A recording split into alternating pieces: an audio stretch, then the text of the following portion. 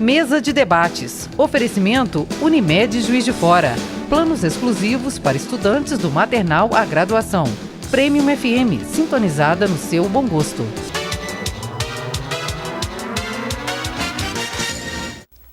Voltamos com a mesa de debates. O outro tema que iremos apresentar a partir de agora também é uma iniciativa criada na UFJF, dessa vez desenvolvida pela Faculdade de Arquitetura. Professores e alunos já realizaram 4 edições de um bingo que tem como principal objetivo alertar os idosos sobre os perigos que estão escondidos dentro e fora de casa. Professor Manuel, como surgiu a ideia desse projeto? É um projeto mais lúdico, como se fosse uma palestra, mas em forma de jogo. Sim, é interessante essa sua introdução ao tema, porque a ideia nasceu no final de 2015, quando eu fui convidado a dar uma palestra para um grupo de idosos no Parque da Lajinha. E pensando, trabalhando, elaborando o material da palestra, eu entendi que a palestra seria algo meramente expositivo e que teria pouca participação da plateia. Então, a partir daí eu enveredei por um caminho de trabalhar algo mais lúdico, uma proposta de um jogo. E ali, naquele momento, em 2015, nós fizemos uma primeira oficina com cerca de 40 idosos no Parque da Lajinha, com a participação de alunos do curso de Arquitetura e Urbanismo da Universidade Federal de Juiz de Fora. E ali nós fizemos propostas de múltipla escolha, jogo dos 7 erros, jogo da memória e outras atividades. E os idosos, divididos em grupos, participavam. Era proposta uma competição para os idosos e eram abordadas questões relacionadas ao ambiente doméstico, principalmente para evitar acidentes, evitar quedas e outros problemas que afetam diretamente a qualidade de vida do idoso.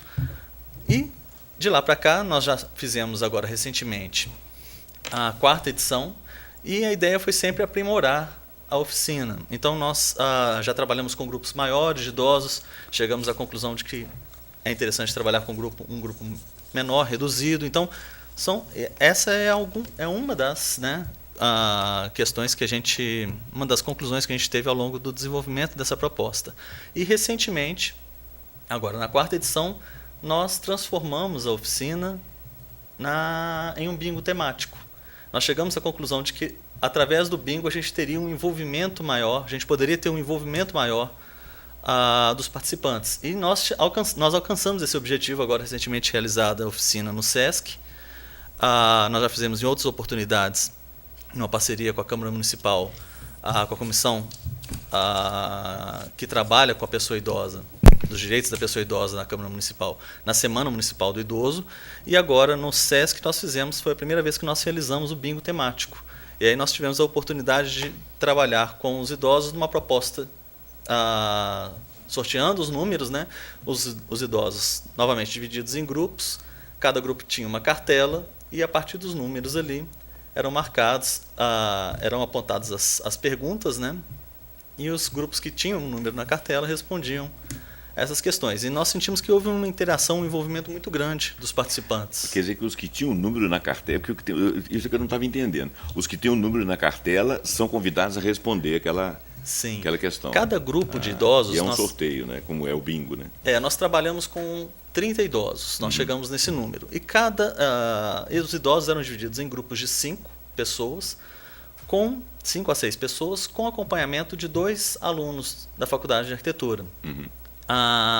E aí, cada grupo de 5 pessoas, com a participação desses 2 alunos, tinha uma cartela com determinada sequência de números e era feito um sorteio que a cada número sorteado, por exemplo, era sorteado o número 5. Somente os grupos que tinham o número 5 nas suas cartelas poderiam responder aquela questão.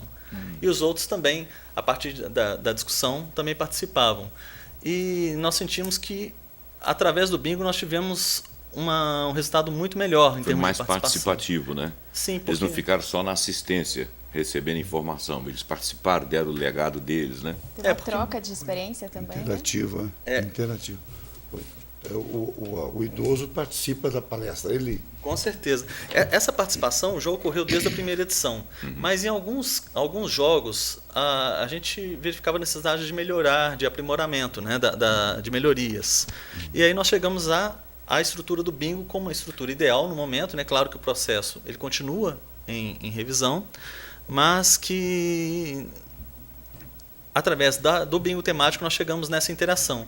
E outro ponto interessante na sua fala com relação às experiências foi que na terceira edição nós fizemos uma oficina no início desse ano, na Semana Municipal do Idoso, no Centro de Convivência Dona Itália Franco, ali na Espírito Santo, e nós fizemos para 50 idosos, e nós verificamos, depois da realização da oficina, nós temos uma reunião com a equipe para discutir as questões que precisam ser melhoradas, as questões que foram positivas.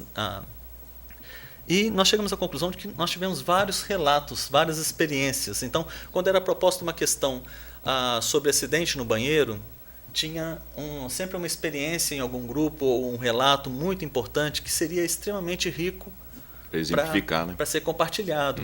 Então, nós optamos, por exemplo, por reduzir essa oficina a 30 idosos agora, fazer talvez um número maior, né, de edições, mas de maneira que essas experiências pudessem ser compartilhadas entre os participantes. Então, também foi extremamente rico. Além das respostas às questões propostas, praticamente em todos os pontos, nós tivemos relatos de experiências ou de um conhecido que teve algum problema, ou da própria pessoa que se acidentou. E é interessante também porque, antes do bingo temático, é realizada uma breve enquete com os idosos sobre quedas. A queda é um fator muito importante na terceira idade, que por vezes leva a óbito e, claro, prejudica a qualidade de vida do idoso, não é? Então nós dividimos as questões entre ambiente doméstico, entre casa e entre cidade. E nós chegamos a números interessantes. Nós tivemos, mais precisamente, 28 participantes. Dos 28 participantes, cerca de 18 deles já caíram na cidade. Já caíram na cidade, sendo 15 deles na calçada. Então, assim, nós tivemos relatos de problemas, principalmente na nossa cidade, com relação à pedra portuguesa. Escorregar, né? Especialmente nos dias de chuva. E também questões relacionadas à altura. Muitas vezes você tem um rebaixamento da calçada numa esquina e na outra não tem. E também problemas de conservação.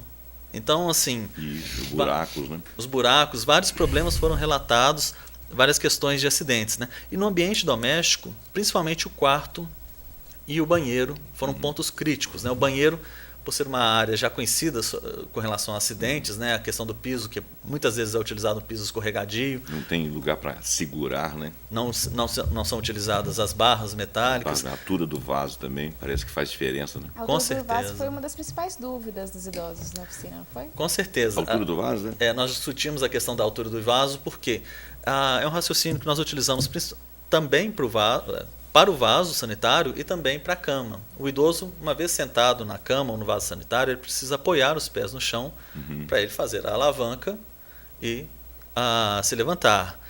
E muitas vezes você precisa desse vaso um pouco mais elevado. A alavanca ser menor, né? E também, com relação ao quarto, muitas vezes a cama está muito alta, o idoso não coloca os pés no chão e na hora de se levantar ele pode cair. Né?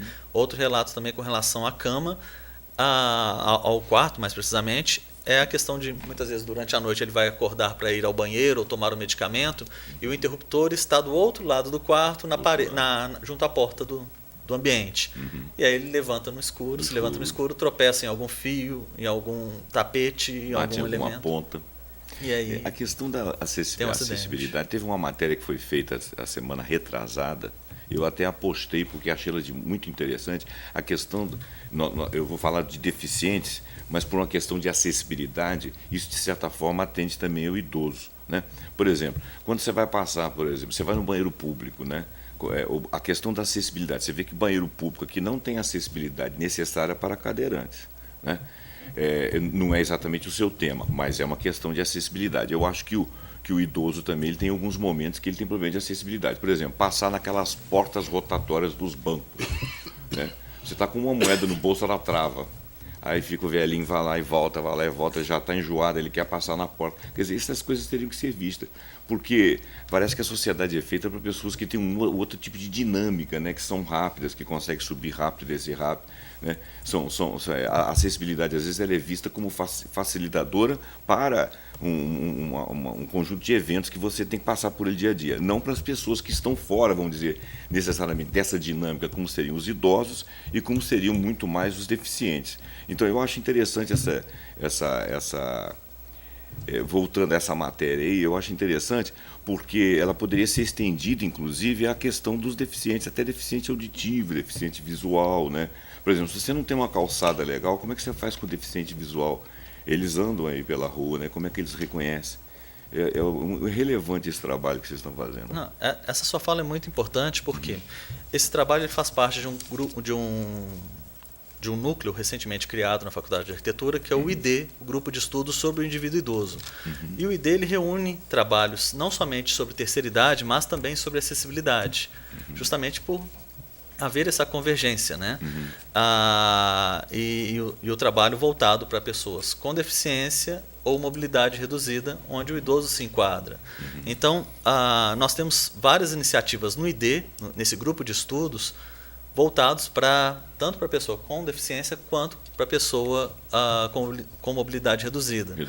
Então, a oficina é uma das iniciativas. Nós temos workshops e outras ações também que estão planejadas para o próximo ano, para serem implantadas, próximas à oficina também, mas de maneira a atender outros públicos e também outros produtos voltados não somente para o usuário, mas também para o futuro profissional, seja ele o arquiteto ou o engenheiro, que vai lidar com o ambiente.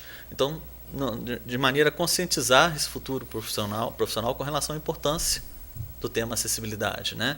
Então, nós temos essas ações também sendo desenvolvidas em paralelo nesse núcleo de pesquisa.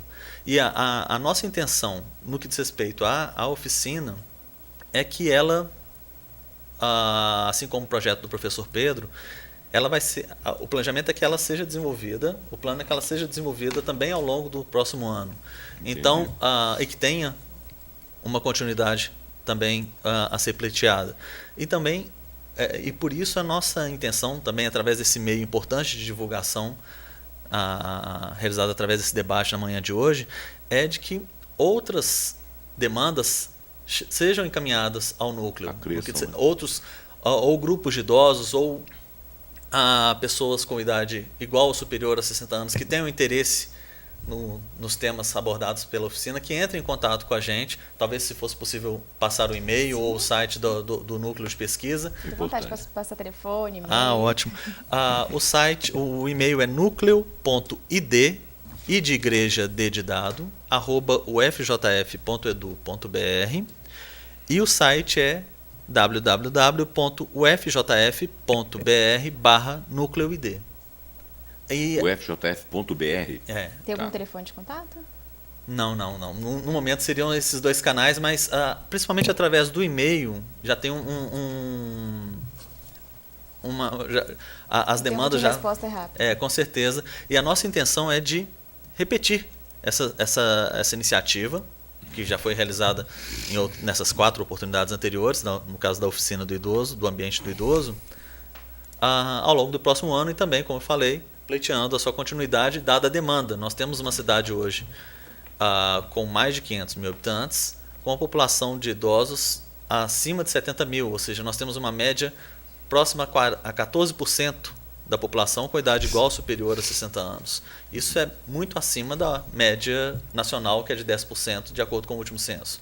Então, nós temos uma cidade que Juiz de Fora possui uma grande demanda, e a nossa intenção é repetir essa iniciativa para atingir um público cada vez maior. Então, esse trabalho de vocês, também é uma forma que eu conversei aqui com o professor Pedro, esse trabalho de vocês, por exemplo, pode se espelhar em países que têm sociedades mais velhas, com faixa etária mais avançada, que é o caso, por exemplo, mais uma vez, da Europa. Não sei se dos Estados Unidos, né? Me parece que a Rússia, na oportunidade da Copa agora, a gente teve uma visibilidade lá dentro, parece que eles têm uma população mais velha também, né? E a parte europeia da Rússia, assim como a própria Europa, são países mais antigos. Vocês se espelharam em alguns trabalhos feitos lá? Como que está sendo nos países desenvolvidos essa questão da acessibilidade, a questão do cuidado com as pessoas que têm esse tipo de vulnerabilidade ou problemas de... Sim.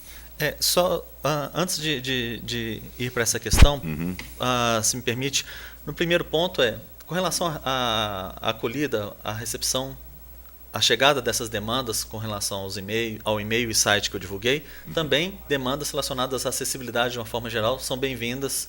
Então, não somente relacionadas à oficina, o ambiente do idoso, mas como nós temos outros trabalhos também engatilhados, né, planejados, melhor dizendo, também são bem-vindas. Todas as demandas relacionadas a essa questão. No que diz respeito a outras iniciativas, na Europa, especialmente, nós temos países já envelhecidos, países que já passaram, já estão passando por esse processo de envelhecimento há muito mais tempo do que o nosso.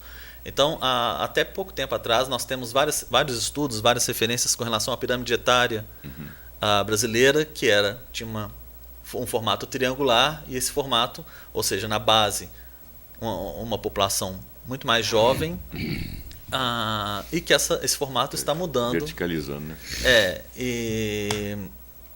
Só que as mudanças num país em desenvolvimento como o Brasil, elas estão ocorrendo de uma maneira muito mais brusca e rápida do que ocorreu em países desenvolvidos, né? Entendidos como desenvolvidos, como os países europeus.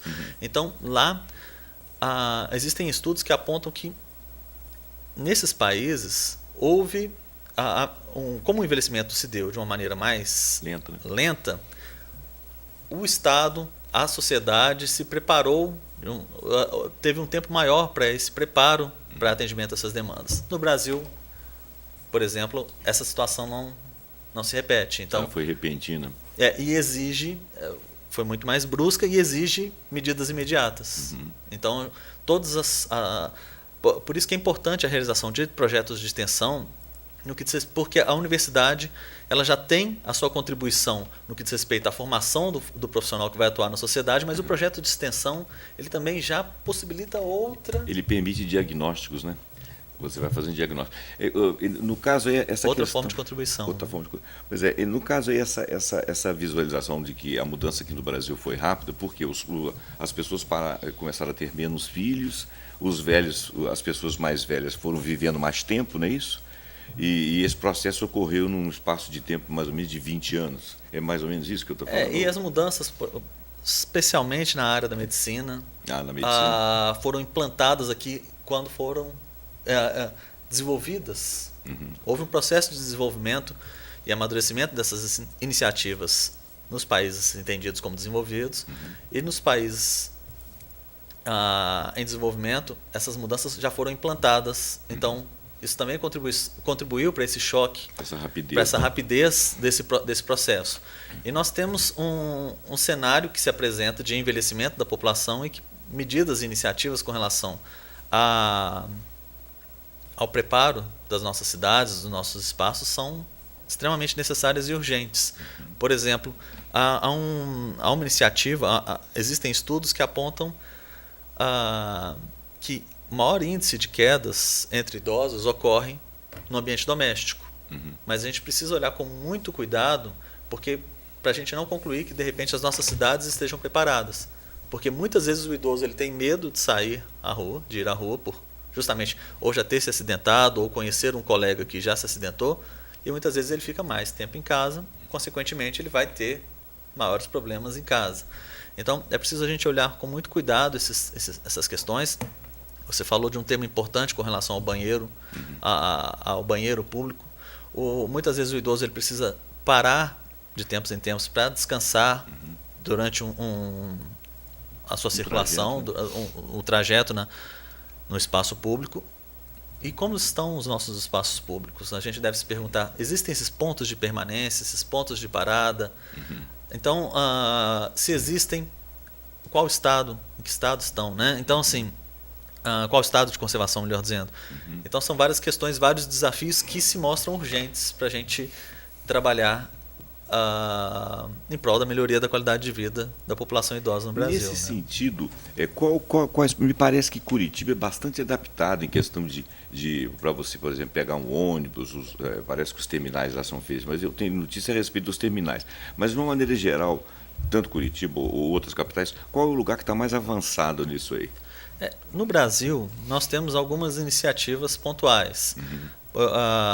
Pegando um gancho no exemplo de Curitiba, nós temos a questão da qualidade dos espaços públicos, parques e a questão do transporte público também, que existem algumas iniciativas positivas. No entanto, em outras cidades nós também temos exemplos positivos, mas o que a gente enfrenta ainda é o desafio de difundir e de espalhar essas iniciativas. Criar, né? O caldo de cultura, né? E nós temos questões que, por exemplo, alterações que podem ser imediatas e que já podem repercutir positivamente junto à população idosa no país inteiro. A questão do caixa eletrônico, da utilização do caixa eletrônico, do tempo de utilização. Muitas vezes o idoso não consegue utilizar aquele caixa eletrônico e por vezes solicita ajuda a um estranho. Nós temos várias notícias na nossa cidade, inclusive de idosos caindo em golpes pela ajuda ou por aceitar a ajuda de alguma pessoa numa transação bancária ou em alguma outra ação com relação às suas finanças. Então é preciso ter esse cuidado e trabalhar essas tecnologias, né? Nós trabalhamos muito em acessibilidade no que diz respeito às tecnologias assistivas, as formas as tecnologias que diminuem as nossas restrições com relação ao meio. Então é importante que seja revisado. Nós temos outro ponto também recentemente divulgado na nossa cidade, que é a questão da travessia, o tempo de travessia nos semáforos. Dos semáforos, né? Eu acho pouco também para alguns velhinhos, né? Pessoas, estou falando de velho, eu sou velho também, mas os mais velhos que eu, às vezes, que não têm agilidade para atravessar no tempo, né? Do semáforo e não tem, às vezes, assim, uma faixa definida, bem pintada, bem caracterizada. Nós temos também, assim, no que diz respeito especialmente ao tempo de travessia, nós temos ações relacionadas ao preparo do ambiente e também de conscientização. Muitas vezes há imprudência do motorista, a imprudência do próprio pedestre. Então, iniciativas como a oficina trabalham nesse sentido, de mostrar. Claro que ali a gente não vai ter tempo para abordar questões técnicas, por exemplo, a altura que deve ser instalada a barra metálica no vaso sanitário. Mas nós já chamamos a atenção do idoso para a necessidade dessa barra. E já colocamos um núcleo à disposição de portas abertas, o ID, para assessoramento técnico nesse sentido. Então, é um primeiro momento de mostrar, olha, muitos não tinham o conhecimento ainda de um sinal de emergência que pode ser instalado próximo ao piso, no caso de uma queda, para chamar ajuda, né? E aí, com base naquela sua pergunta sobre experiências, e nesse momento, nessa última oficina, uma idosa se apresentou e falou, poxa, lá em casa eu tenho duas campainhas dois sinais dessa natureza. Então, e foi interessante ela falando e ela reforçando o ponto que a gente estava abordando, porque aí incentiva mesmo os outros a fazerem igual, né? Os outros idosos se colocaram, poxa, é mesmo? Como é que funciona? Foi muito caro? Porque muitas dessas ações também outro entendimento que muitas vezes é equivocado, é de que intervenções com relação à acessibilidade, à melhoria do espaço, elas são caras e muitas vezes não são. Até os não necessariamente, como nos móveis, que terem só uns cantinhos arredondados para poder não machucarem, né? Móveis firmes, muitas vezes o idoso se desequilibra no andar e ele vai se apoiar no primeiro elemento. Muitas vezes a gente tem relatos de pessoas que estão andando em dupla e uma se desequilibra, puxa a outra e as duas vão para o chão. Então, assim, o móvel precisa ser firme, não ter cantos arredondados para não machucar a pele do idoso. Então tem ações que são, muitas vezes a mudança de um móvel de lugar já afeta... A fixação dele na parede, ele não está oscilando, né? Que você vai colocar a mão, você vai junto com ele ou ele vai junto com você. A retirada de um tapete, a não utilização de um banquinho para você acessar o maleiro ou uma parte superior do armário. Isso já faz uma diferença muito grande. Nosso programa está chegando ao fim e eu gostaria de agradecer a participação dos professores. Tratar de questões de acessibilidade, de sustentabilidade, são questões muito importantes para a nossa sociedade. Parabenizo os dois pelos projetos e desejo muito sucesso no projeto de vocês. Também gostaria de agradecer os nossos debatedores, Steca, Zé, obrigada. Obrigado a você. E antes de despedir, também gostaria de aproveitar para mandar parabéns para uma pessoa muito especial para mim, meu pai. Hoje é aniversário dele, parabéns. E muito obrigada pela sua companhia. A mesa de debates volta amanhã, às 11 horas da manhã, aqui na TV Juiz de Fora. Você ainda pode conferir essas e outras edições no nosso canal no YouTube, é só procurar por TVE Juiz de Fora. Obrigada pela sua companhia e até amanhã.